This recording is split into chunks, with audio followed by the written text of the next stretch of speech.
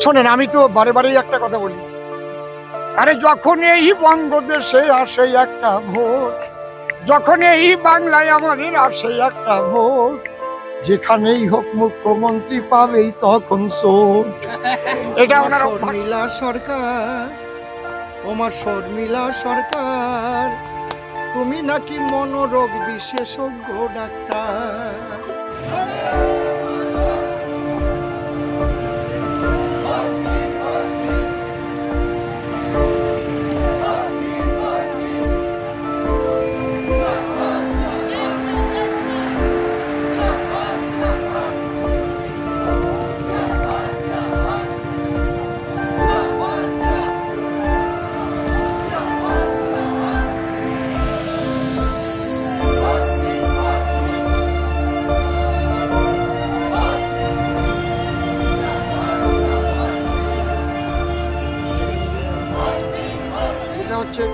ওমা শর্মিলা সরকার, ওমা শর্মিলা সরকার, তুমি নাকি মনোরোগ বিশেষজ্ঞ ডাক্তার। তুমি অদৃশ্য মন দেখতে পারো, মাগো অদৃশ্য মন দেখতে পারো, কিন্তু চোর দেখার চোখ নাই তোমার শর্মিলা সরকার। তুমি নাকি মনোরোগ বিশেষজ্ঞ ডাক্তার। তুমি মনের অদৃশ্য মনের রোগ সারো, আর তোমার চোখের সামনে এত চোর, কয়লা চোর, বালি চোর, মিড ডে মিলের টাকা চোর, শাহজাহানের মতো নারী ধর্ষণকারী, এগুলো তুমি চোখ বন্ধ করে কি করে চলছো আমি এটা বুঝতে পারছি না। এর সঙ্গে তুমি কি করে চলবে, এটা তার কাছে আমার প্রশ্ন।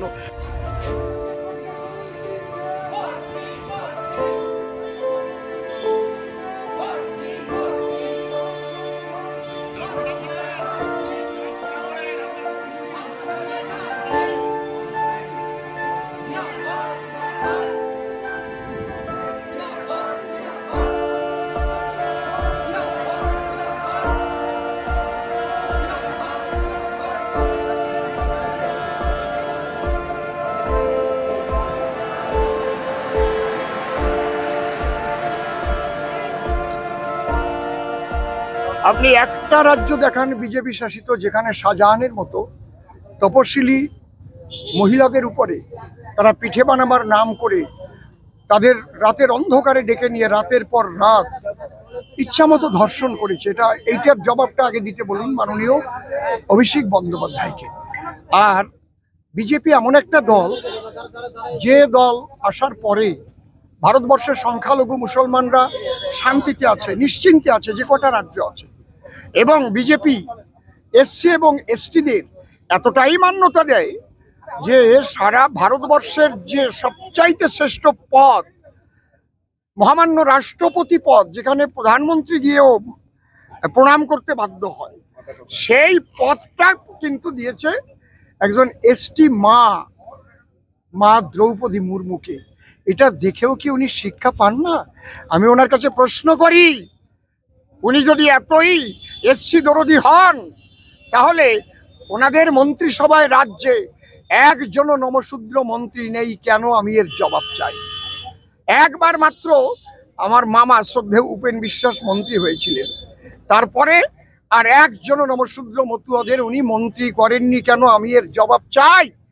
কিন্তু বাংলার বাইরে যেখানে যেখানে এসসি এসটি সম্প্রদায় রয়েছে, তারা কিন্তু সম্মানের সঙ্গে সেখানে বসবাস করে, এবং তাদের সম্মান যদি দেয় একমাত্র বিজেপিই দেয়।